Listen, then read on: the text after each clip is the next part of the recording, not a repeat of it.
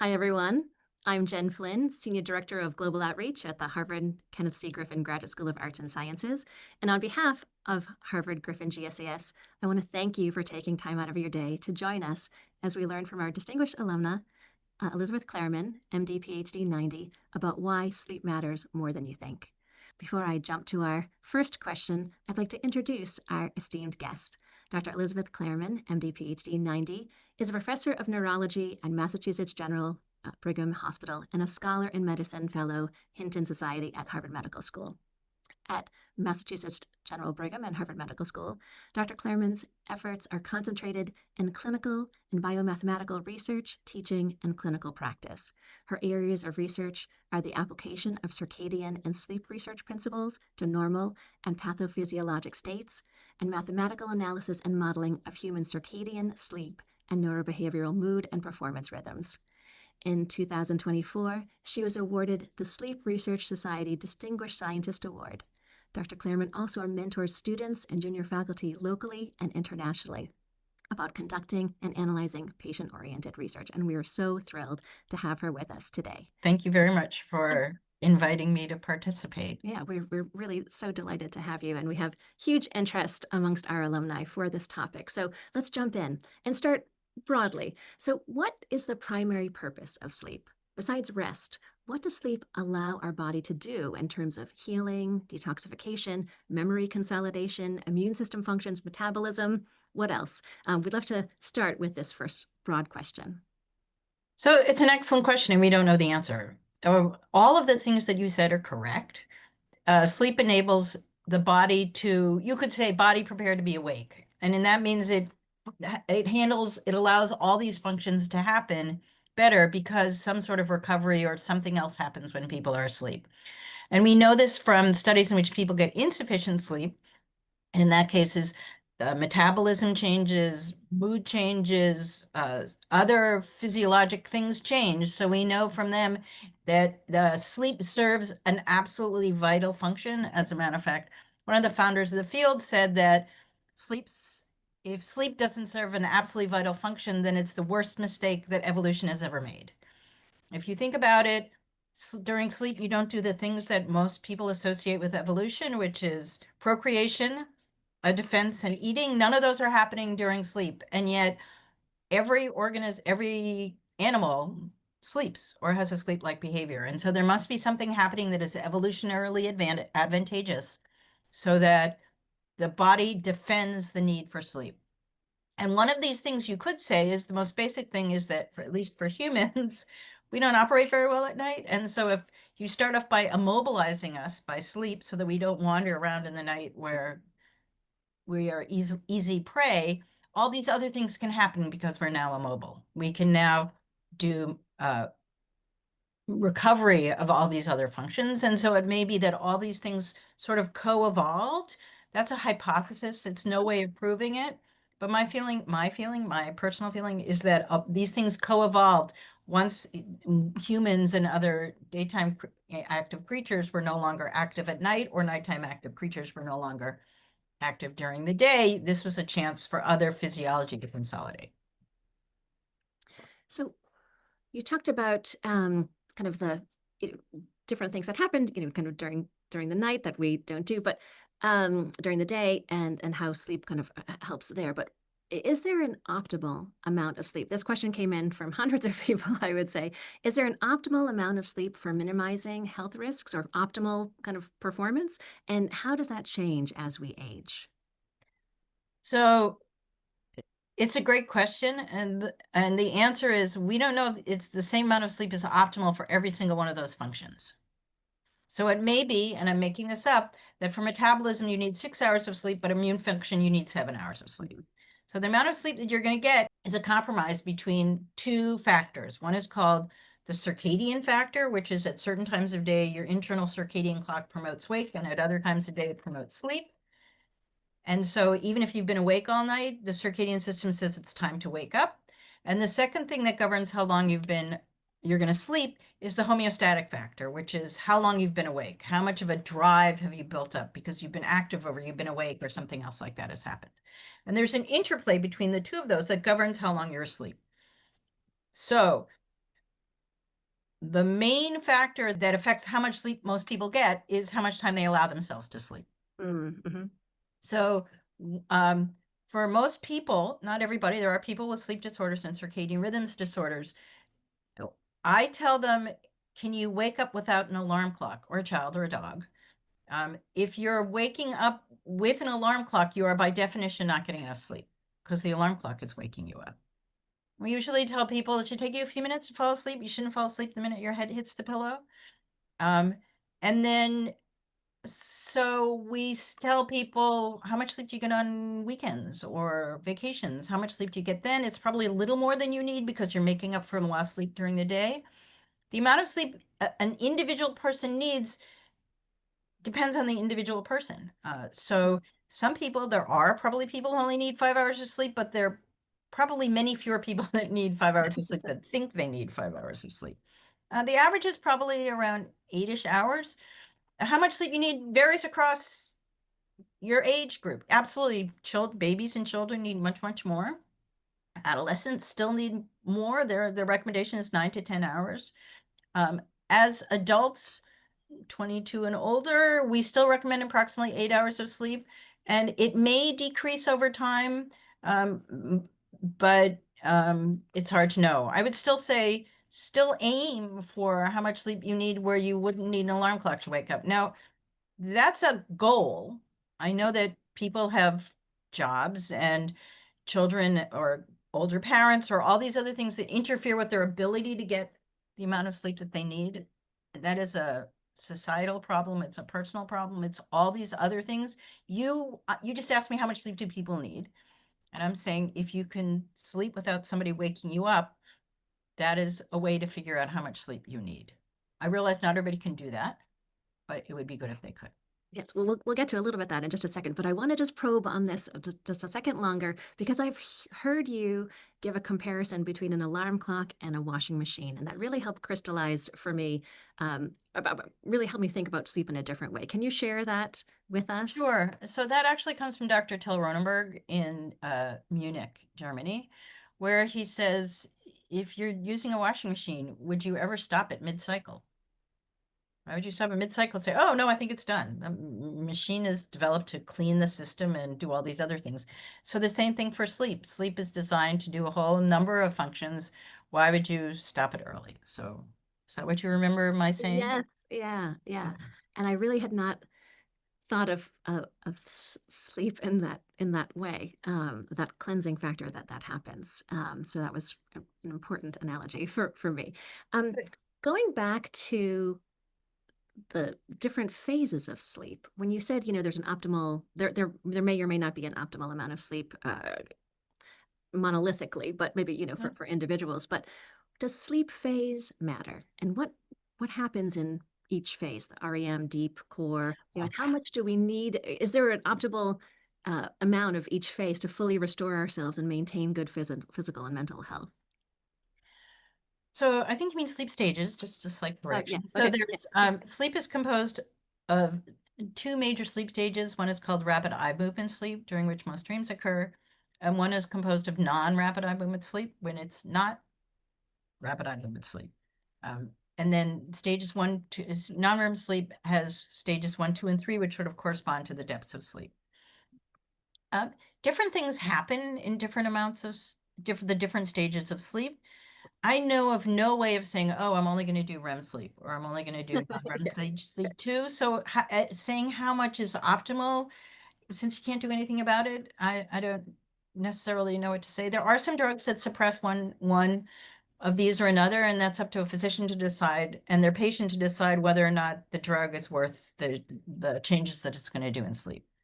Um, so you also need both of them. So you can't just have non-REM sleep or you can't just have REM sleep. They cycle across the night. And so you also can't preferentially choose one versus the other.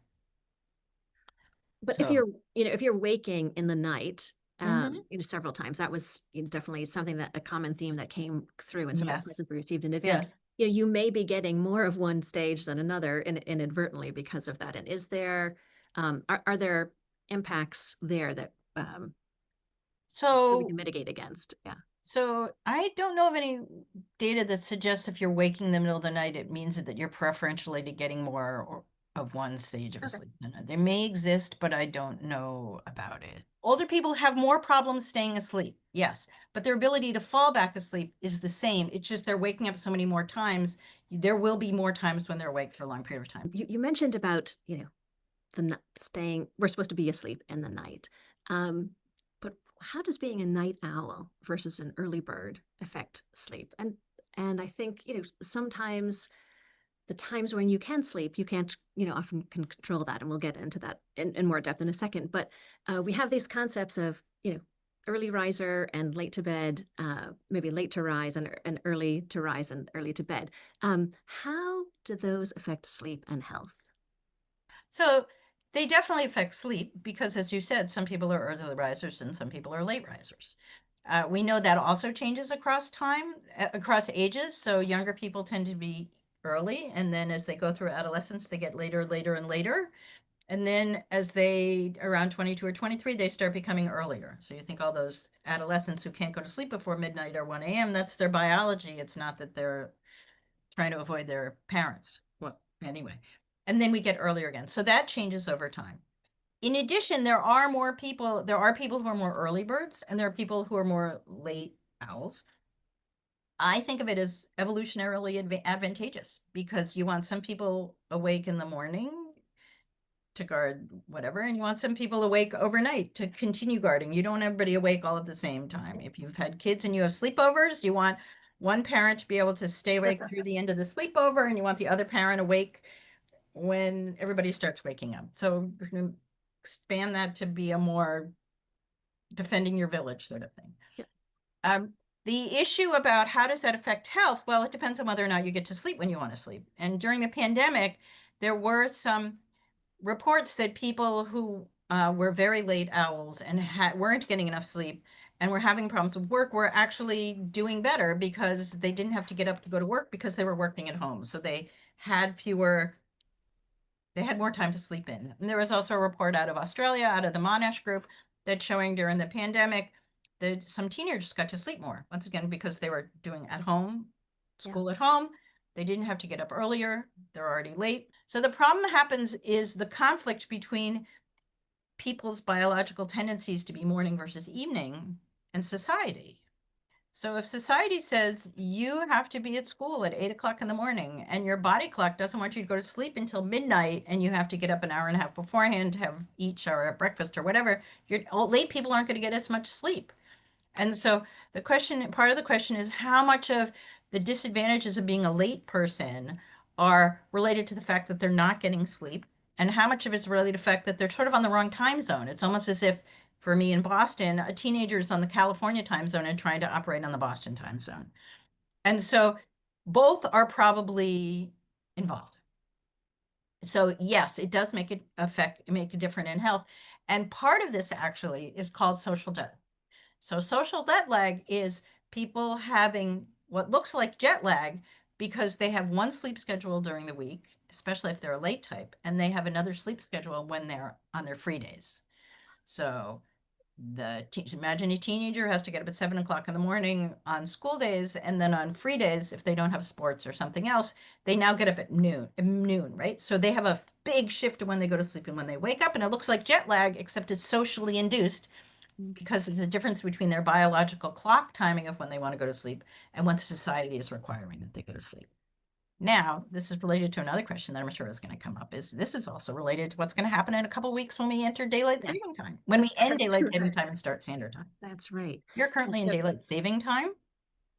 that's In right. daylight saving time, our clocks, which are our body clocks, which know the time of day from lighting, not from the clock on your wrist, during the summer, during daylight saving time, they are off by an hour because that's the definition of daylight saving time. We are about to switch to standard time when the two are aligned. And I am part of a group of people who are saying there are many adverse physiologic effects of both the shift and what happens when you're on standard time, daylight saving time for a long time on health and safety. And the really cool way of looking at that is both people who have social jet lag and looking at that, Mm, But also looking at least in the United States, you can look at time zones, and not all the time zones match where they should be. So the time zones should technically match longitude from Greenwich Mean Time. But because of where states' borders are, mm. some of them overhang. And so it's more than an hour from east to west within a particular time zone. And on the western part of the time zone, which is the equivalent of more social jet lag, there's more diabetes, there's more accidents, there's more adverse health effects.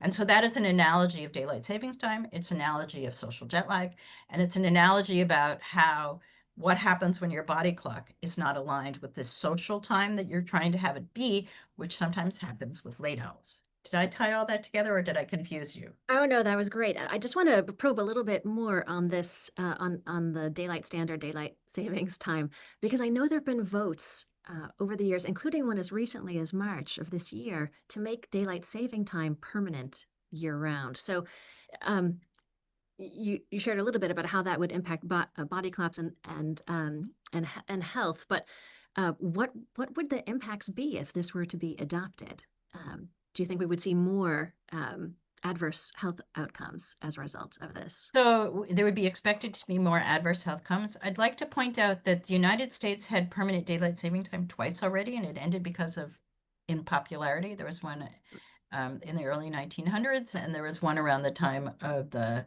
um, gasoline crisis. Um, It had also been tried once in Russia, and it ended because of unpopularity. So it has been tried before in the United States, and it's ended because it was unpopular. There are the effects on health that I've already mentioned. You get less sleep at night, and therefore all the adverse effects of less sleep at night. It's the equivalent of living in Chicago and trying to work on Boston time. Just you're staying up too late, you're having to get away too early in the morning.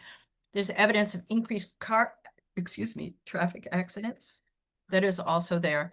And also in terms of kids going to school, if you live in Seattle, kids will go to school in the dark for months at a time. During a previous time, there were more, as might be expected, there are more accidents if kids are out in the morning in the dark trying to go to school.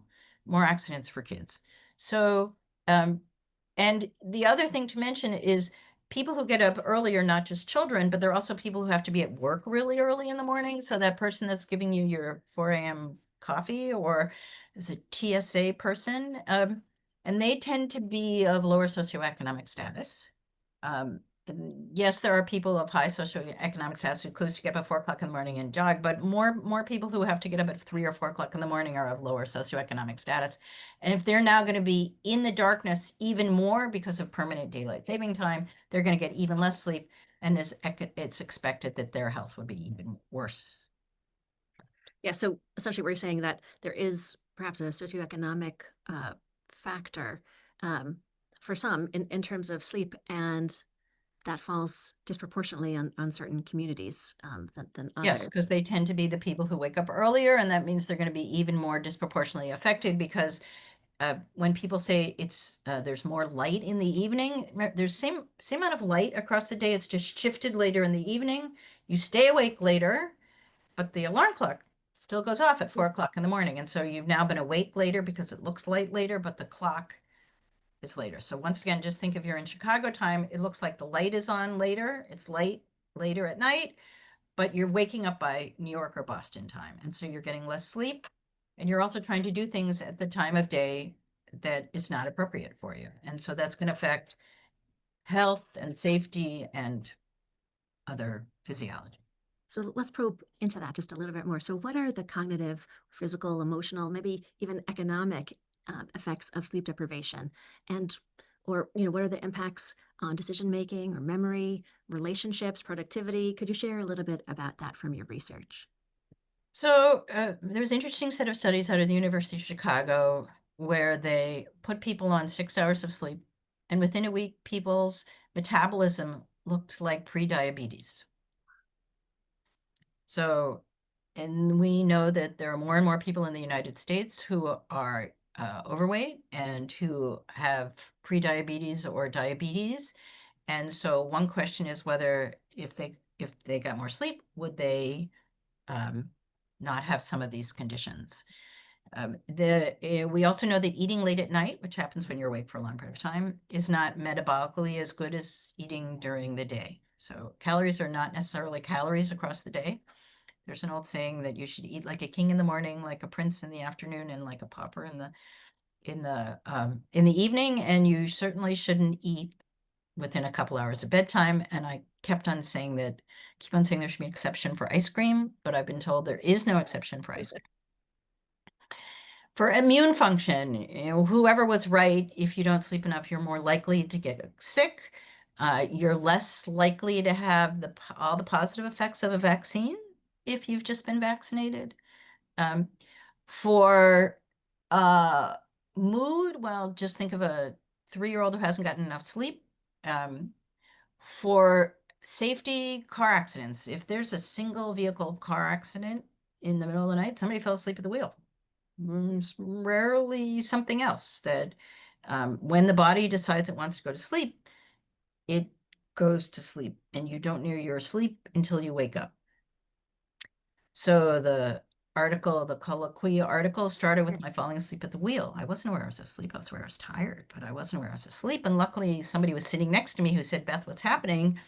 and woke me up, and I stopped driving. So there's also more errors and accidents. So Exxon Valdez and other major accidents are associated with people having insufficient sleep. There's more medical accidents, medical errors. Decision making, people are more likely to perseverate. They're more likely to keep this particular and not necessarily notice that there's an alternative. Like they can keep the car on the road, but they might not notice that the car's running out of gas. So you're able to sort of focus on one thing, but you can't necessarily shift your decision making. Um, let's see, we know that insufficient sleep is associated with changes in some psychiatric disorders. And when I went to medical school, you were taught that, for example, some types of depression were associated with insomnia, but it's been more recently found out that if you treat the insomnia, the incidence of depression might go down. So it's a two-way. It's not just depression causes insomnia, but the sleep disturbance may in turn affect the depression. And certainly insufficient sleep, if somebody is awake all night, they'd be more likely to go into have a manic episode or some other psychiatric illness. So psychiatric illnesses, cardiovascular. I haven't even talked about sleep disorders, other sleep disorders. Yeah, Um, there's a but lot. we did a Yeah. study in which we took healthy people and we put them on insufficient sleep and also the equivalent of shift work, and Mm. their blood pressure went up, even though they were healthy. And Andrew McHill, who was a postdoc of mine, is at Oregon Health Sciences University, did a study where he took new bus drivers and they were all healthy when they started. They get randomized by somebody else, not him, to either working the night shift or the day shift. And the people working the night shift who also got less sleep, their blood pressure went up compared to the people who didn't. So um, do you want me to continue going through organ systems, or have I convinced you that? Yeah. No, I think that you're touching on a number of questions that I had hoped to ask. So I'll just maybe follow along because you mentioned sleep disorders. What are the long-term impacts of sleep disorders like sleep apnea, restless leg syndrome, REM, behavior disorder, sleepwalking? How do those impact our long-term health? So each of those has different outcomes. So the issue about sleep apnea, which is when people stop breathing during sleep, if it's obstructive sleep apnea, then just think of what happens. People tend to wake up in order to have to start breathing. So when you fall asleep, if you think about it, your muscle tone relaxes. This is one of the causes of sleep apnea, not the only one, but it's just one way. And for some people, their breathing tube relaxes, and you'll hear a loud snore, and then they stop breathing, and then you'll hear a loud snort when they wake up and open their tube opens, and their breathing tube opens, and they can stop breathing again. So the obstructive sleep apnea is associated with mostly cardiovascular problems and other cognition problems because people are not getting enough sleep, and they're having these huge bursts in blood pressure as they wake up, sort of startled. That's one of the many things that's issue with obstructive sleep apnea. If you can't share a bed with your bed partner because they snore too much or too loudly, or you hear them stop breathing, then they really should go see somebody about getting treated. It is treatable by many things, and it should vastly improve your health in many ways. Restless leg syndrome um, is something which people kick during sleep, and it may be caused by certain abnormalities in your bloodstream, and so you should get those checked out and see if those need to be fixed. REM behavior disorder, when people wake up and sort of act out their dreams, it's very interesting. People with REM behavior disorder are much more likely to have certain neurologic diseases in a few years.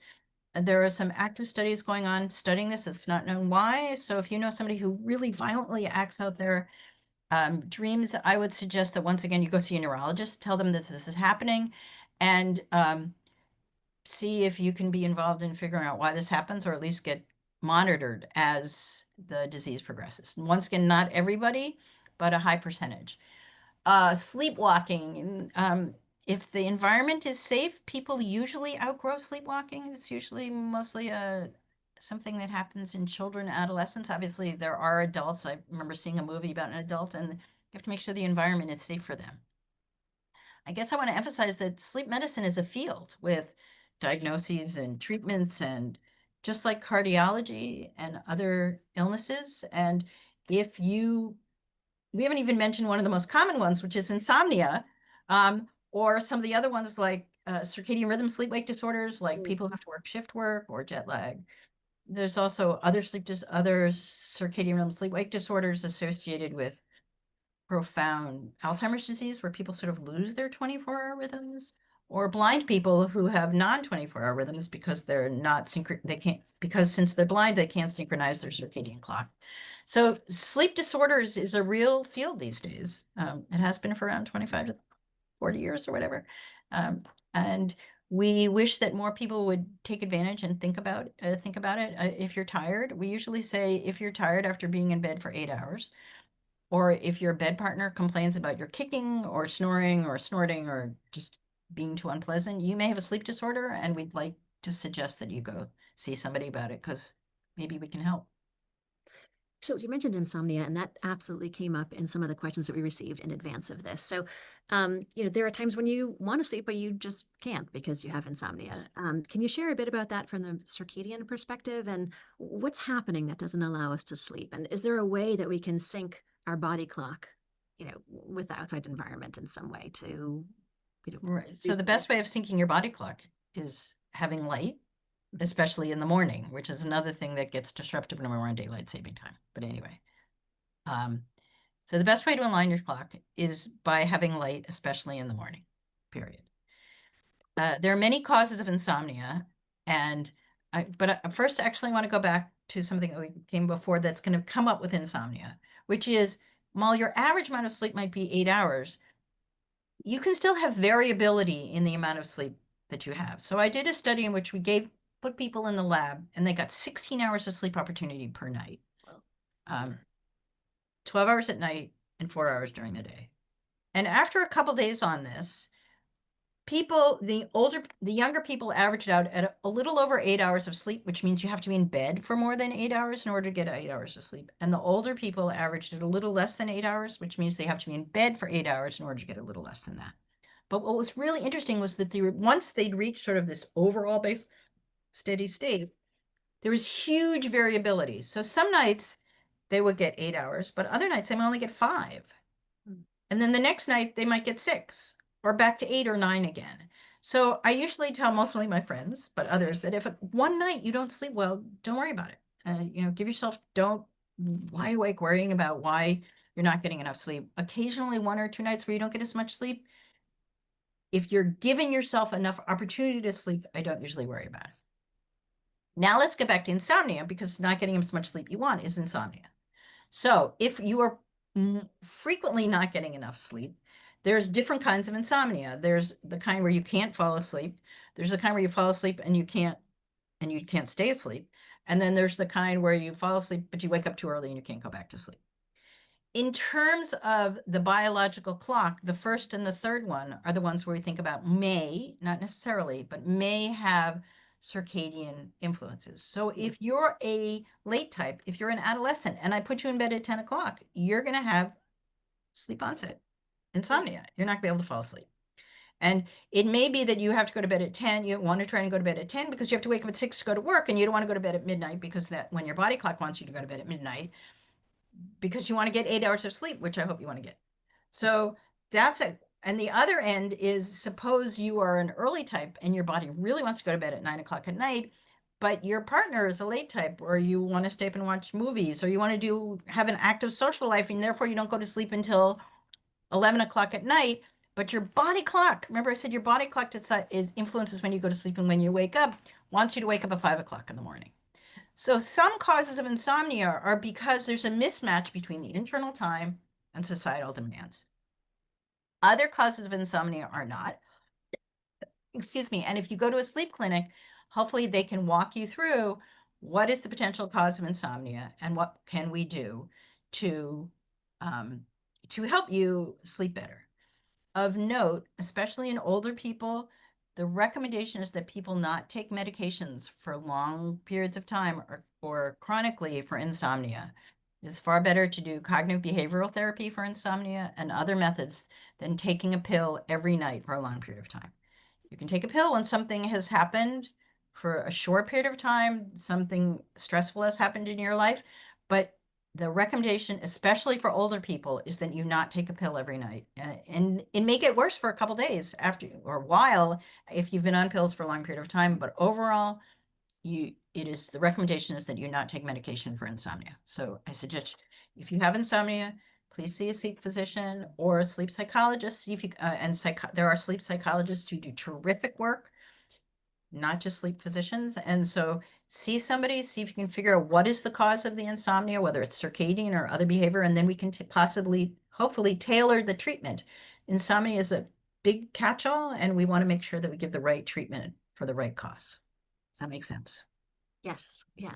There are two kind of questions. One is more short term, one is more kind of long term, I guess, that I want to ask. So I'll ask them both and I'll let you answer them how you will. So as you mentioned, there are some times when we can't get enough sleep due to outside factors. You mentioned this earlier in our conversation. You could have small children who wake you up in the night, or you might work shift work, or you might be a pilot or a first responder or a medical trainee, who's working overnight all the time, or you might be in menopause, or you might be caring for someone with a health challenge or have one yourself. You might live in a noisy neighborhood or where there's a lot of light pollution. When there are these outside factors that are influencing our sleep and also maybe creating health challenges as a result, is there anything that we can do in the short term and maybe in the longer term? And then for long-term sleep deprivation and chronic conditions that result, can the effects of sleep deprivation be repaired or reversed in some way? Can you sleep your I'm going to start way with the back up? second one. Yeah. We don't know Okay. the answer to that. I don't know how Okay. to do Okay. that. There's Okay. no sort of, you're not going to do a randomized control trial of that, which is the gold standard for most studies. And um, so we don't know if you can reverse the long-term effects of insufficient sleep. There's the worrisome papers that have come out that suggest insufficient sleep in your 50s may increase your risk of dementia, but by the time you have dementia, you probably can't go back to sleep anymore, probably won't reverse the Yeah. dementia, though that'd be a really interesting study to see.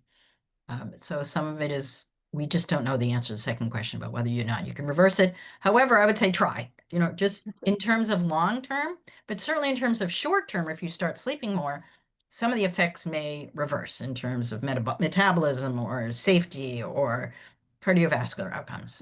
Certainly if you sleep better, we would expect on a short term, some of these things might improve. And then in the long term, hopefully they would also affect. So don't try, don't give up. I mean, do try, don't go up, don't give up. Ugh. Do try, don't give up. What was the first Um, part of the question again? oh Oh, no, just so there are what so can you many things do? that are outside of our control. Yeah, what can you do? Right. So I would say control what you can control and work with advocacy groups or your environment or your politicians to control what you can't control. So um, if you can, give yourself enough time to sleep. Don't watch horror movies just before you go to bed. Try not to have caffeine. Depends on how susceptible you are to caffeine. Don't have caffeine in such a way that it will affect your ability to fall asleep. Alcohol tends to help people fall asleep, but then disrupts their sleep. So along with don't have a horror movie because Halloween's coming up, don't have a stressful conversation or play bills just before you go to sleep. I mean, if you have kids, the way I put my kids to bed was you read them a nighttime, they got a bath, you read them a nighttime story, you sat with them quietly, and then you put them to bed. There was a chance for the body to know that we're going to go to sleep and this is what we're going to do. And eventually their body's going to say, oh, I'm going to go to sleep. They didn't like, you don't have a kid go I didn't have my kids. And obviously other people can raise their kids other way, sort of charge and then put them in bed and say, go to sleep. And so giving your body a chance to say, oh, I'm getting ready to go to sleep may indeed help you go to sleep. That's something that you can do. You can give yourself time to sleep. You can do what's called sleep hygiene. I don't like that word because it makes it sound like you're dirty if you don't do it. And so it's not, anyway. Um, you can do things that will help you fall asleep. You can have a room that's dark and cool at night, but then you want light during the day.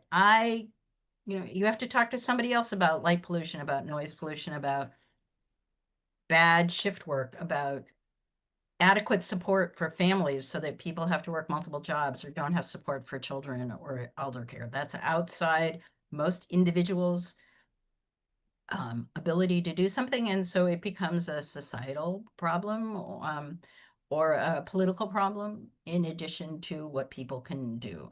Once again, I don't want people to feel hopeless. I want to say that you suggest that you try and do what you can do, and that includes trying to go to sleep. Maybe not doing social media, maybe not watching as much TV, maybe not staying up late doing something else, but prioritizing sleep over some other behaviors. Now, I'm really trying really hard not to sound like a nag and telling people they shouldn't have fun. I'm not telling people they shouldn't do what they want to do. You asked me, what can I do so that people can get more sleep? And one of those may be that some evening activities or very early activities you don't do so that you can get more sleep. I am not telling people what to do. I'm making suggestions about what people can do so that they can hopefully sleep more and better. Does that make sense? Did I say Yeah. that right? Without Yes. sounding like a scold? No, not at all.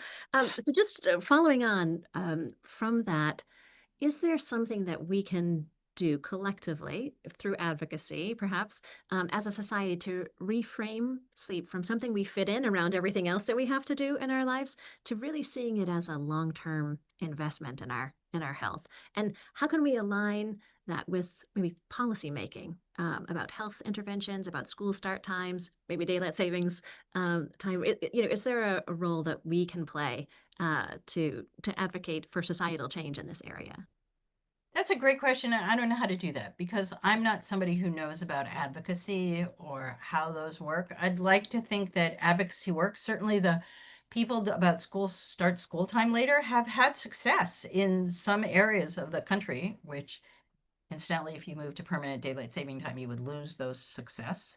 Um, so there are people, the Mothers Against Drunk Driving were successful, and we've actually, some people have tried to contact them to make it about Mothers Against Drunk and Drowsy Driving or Drowsy and Distracted Driving. So seatbelts was another successful public health campaign. Cigarette smoking was another successful, um, anti-cigarette smoking was another successful campaign.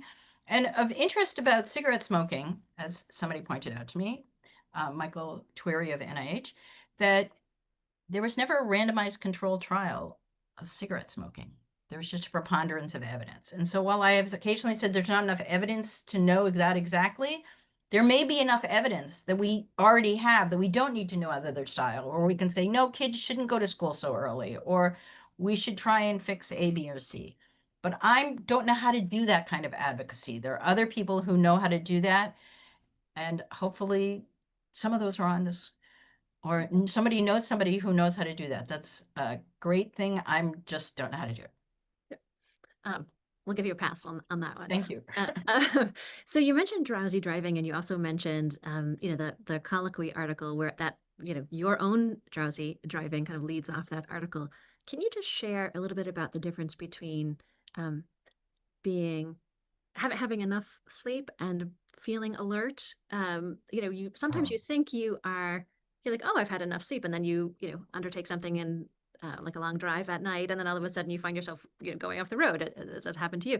But I think we have not tired and alert maybe are two different things, and maybe you could, if you agree, maybe you could So share a little bit about the differences. the brain is really bad at self-assessment. So we did a number of studies, we and others have done studies where we gave people insufficient sleep and asked them how tired or alert they felt. And so if you have a graph where this is how well they do, like on a performance test, like just pushing a button when the screen changes or adding two numbers, and this is what it looks like, how sleepy alert they feel. For some people, it looks like a sneeze, just like it's all Mm, over the place. You want to have this nice line that says, I'm more alert when I have fewer errors or whatever. For some people, it just looks like a sneeze, and it's certainly worse if people haven't getting enough sleep, which is most of the population. So if someone tells me that they're tired, I believe them. But if they tell me they're alert, I don't necessarily believe them. mm, So going by, and part of that is the study that was actually done at a University of Pennsylvania, where they tracked across time how sleepy people felt versus how many days they had gotten enough sleep. And it looks like this. It's sort of they said I feel for the first 2 or 3 days, they said I feel more and more and more and more tired. And then they didn't change. mm, Even though by all other criteria they were getting tireder and tireder because their reaction time was slower or other things were happening. And so it may be that how sleepy you feel depends on sort of your comparison to how sleepy you felt before. mm, And one example is sometimes people who have had sleep apnea and had bad sleepiness and are treated for sleep apnea, they will say, "Oh, I'd forgotten what alert felt like. This is what alert feels like? Oh, I'd forgotten that you can't remember what feeling alert looks like." And indeed, another study I had done where we in the lab purposely not given people enough sleep and then gave them enough sleep to look at some of these effects. One of the people said, "Can I?" When they were getting enough sleep, said, "Can I go back and change all my questions before? Because I had forgotten what alert felt like." And I said, "I felt fine, but I no longer remembered what feeling fine looks like." So, unfortunately, people's self-assessment, even if there's no gain to it, like, "Oh no, I only have to drive 2 more miles and get home," yeah. or "Oh no, I'm the person that's going to do this task that's so exciting," is not good. And so, because the brain is very bad at self-assessing. And as I said, you're not aware you're asleep until you've woken up, which is was so obvious to me when I fell asleep at the wheel because I was highly motivated. It wasn't that I wasn't motivated and I know how to drive. And so it wasn't that my skills wasn't there. It's just I was tired and I thought I was alert enough to drive. And there was even somebody else in the car who could drive. It's not like I was doing it all by myself. Um, anyway, yes. We've had a few questions come in about technologies. So there are apps and wearables and other, kind of technologies that can help track our sleep or kind of keep track of even the cycles of sleep that we might be in. Can you know, uh, can they truly help us get better sleep? Or do they just give us more information to perhaps persuade us to go to bed earlier or eliminate some of the busyness of our daily lives in order to get good quality sleep? What can So, wearables and other technologies help us in terms of how can they help us in terms of sleep? so the answer to that depends on the wearable and it depends on the software version of the wearable.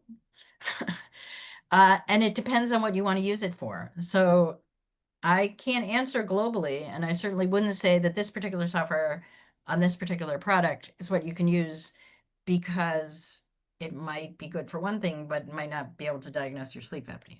If your wearable helps you get more sleep, I'm all for it. By definition, it is not measuring your brain waves, which is where sleep happens. It is measuring downstream physiology. So when you're in different stages of sleep, your breathing is different and your movements are different. But it is not actually measuring brain waves because you can't measure brain waves from the wrist. So all the studies about sleep as scored by brain waves and health cannot necessarily directly, though they may eventually, but they cannot be directly changed. I absolutely want to get to, I think, a burning question that everybody has, which is, about any advice for someone to improve their sleep and any sleep hacks and what's the effect of naps and all that. I want to get to that question in just a second, but I want to pivot slightly for a moment, if I may, um, because I'd like to talk about you for a second. You've done an enormous amount of mentoring, both within the Harvard community and internationally, as I mentioned in my introduction. You're responsible in part anyway for mentoring the next generation of scientists, and the pipeline of research in light of government funding might be changing that.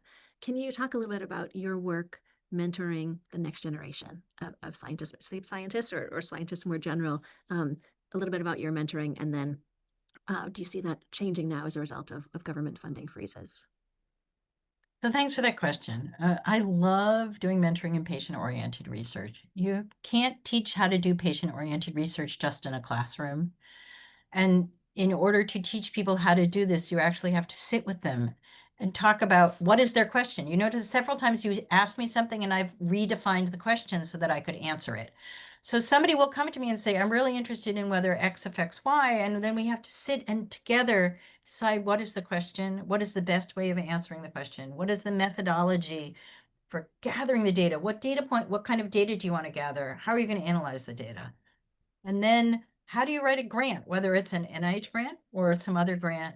How do you respond to criticisms? How do you implement your ideas? How do you then write papers and get them reviewed? And that all requires one-on-one mentoring, which I love doing because all these great young people have great ideas in areas in which I am not an expert.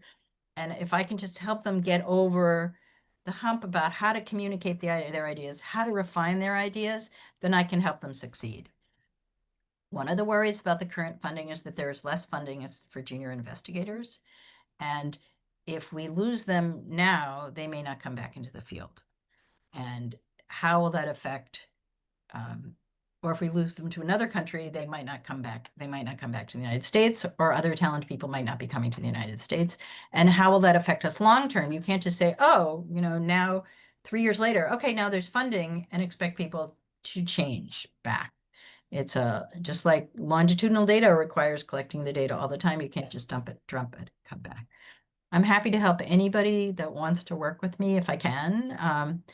And once again, I'm not a politician. I don't know how to affect federal funding or statewide funding. I can just happy to work with people so that they can present their ideas in a way that will hopefully get funded so they can do what they want to do. And then how they can present their ideas in a way when they go to a meeting or when they give a talk or something else like that. So I would like to say, if you're interested in supporting junior faculty, you should also potentially support the senior faculty who are supporting the junior faculty and enabling them to do what they want to do.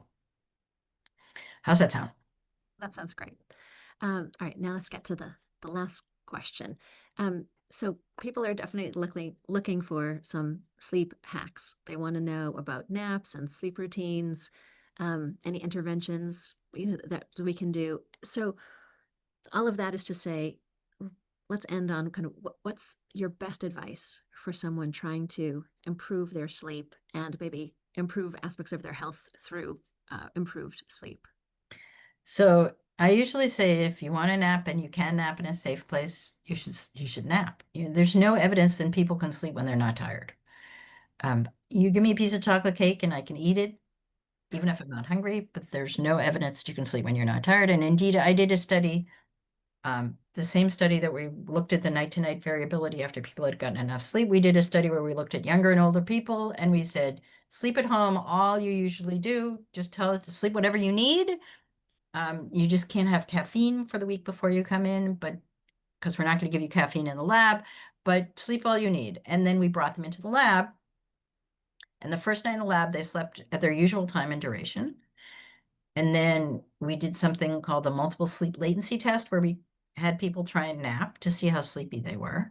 And the people who slept at home, less at home, fell asleep more quickly on the naps, as expected. And then we gave them a couple days of this 16 hours of sleep opportunity, which is 12 hours at night, awake for 4 hours, asleep for 4 hours, awake for 4 hours. And during those 12 hours and 4 hours of sleep opportunity, they were in the dark. They weren't allowed out of bed. So they had to try and sleep. The average amount of sleep on the first 24 hours was 16 hours of sleep opportunity. It was 12 and a half hours.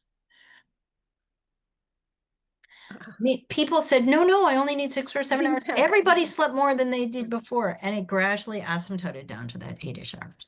So the first advice is to give yourself extra time for sleeping. And certainly during the beginning of that protocol, people were definitely sleeping during the naps. We gave them nap opportunities because we were afraid that they'd maxed out how much they could sleep at night. So we wanted to give them a daytime sleep opportunities. So if you can sleep during the day and it's safe for you to sleep, you have a safe location, then if you need to sleep during the day, sleep during the day. In terms of your ability to sleep, it's usually better if you can keep a somewhat regular schedule. Don't try and go to sleep at 2 a.m. one night and 10 a.m. the night before. And there's increasing evidence that that kind of variability actually may also be bad for your health. Um, uh, in large studies. Now, that's different from sleeping in on weekends. You should sleep in on weekends. That kind of variability is good if you, but I'm talking about like one night to another night variability may not be good. So, as I hopefully mentioned before, if you're having problems sleeping, caffeine and alcohol can affect your sleep. Start preparing yourself for bed. Try and sleep approximately the same time in a dark room where it's cool. Sleep as long as you can. There's no shortcuts that I know of. If you have to give yourself an opportunity and hopefully a good environment in which to sleep. And unfortunately, not everybody has that, as we mentioned before. But there's no shortcuts that I know of to help you sleep more effectively or except like not caffeine or alcohol or whatever. But there's no way to shorten it. There's been no studies that show you can teach yourself to sleep less. Behavior change is really hard. Yes, yeah. You know, I think naps, with naps, I'm wondering, can if you take too long a nap, does it then affect your Absolutely. ability to Yes. sleep well at night? Is there something there that Yes. we So can I'm be sorry, I should have mindful said about? that. If you take longer than around a 1 hour nap, 45 minutes to an hour, you will have really bad what's called sleep inertia, this groggy feeling when you wake up. Yeah. And so during the day, we usually recommend that you don't sleep more than 45 minutes because the sleep inertia can be really bad. And if you do take a long sleep during the day, it may affect your ability to sleep at night. So the question is, why do you need to sleep during the day? Are you not getting enough sleep at night? And so it can become this sort of bad cycle where you sleep a lot during the day and then you can't sleep at night. The usual preference is if you have a daytime active lifestyle or whatever, is to try and sleep as much and as well as you can at night and have a relatively short nap and only if needed.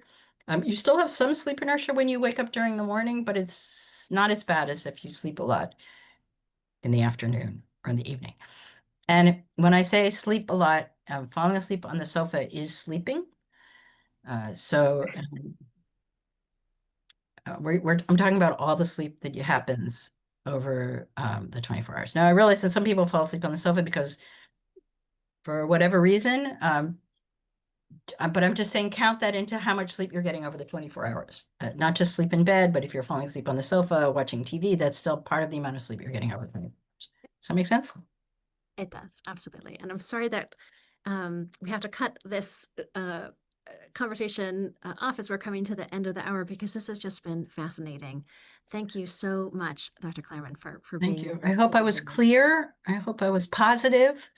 And thank you very much for your interest. Yes, I want to thank all of the folks who submitted questions. I'm sorry if we didn't get to your question today. And I also want to invite you to our next GSAS webinar, which will be taking place on February 11th. Can ChatGPT plan your retirement? With Professor Andrew Lowe. So if you've enjoyed this program, we hope you'll join us again for another Harvard Griffin GSES event. And again, Dr. Klerman, thank you so much for sharing your expertise, your wisdom, your advice, your insights with all of our alumni. And we're just very grateful to you for the time and the information that you shared with us today. So I hope everyone Uh, has a wonderful rest of the day and a very restful and full sleep tonight. I hope Dr. Klerman helped you think about your sleep and prioritizing that for your long-term health. And so, Dr. Klerman, thank you. And thank you, everyone, for being with us today. Thank you.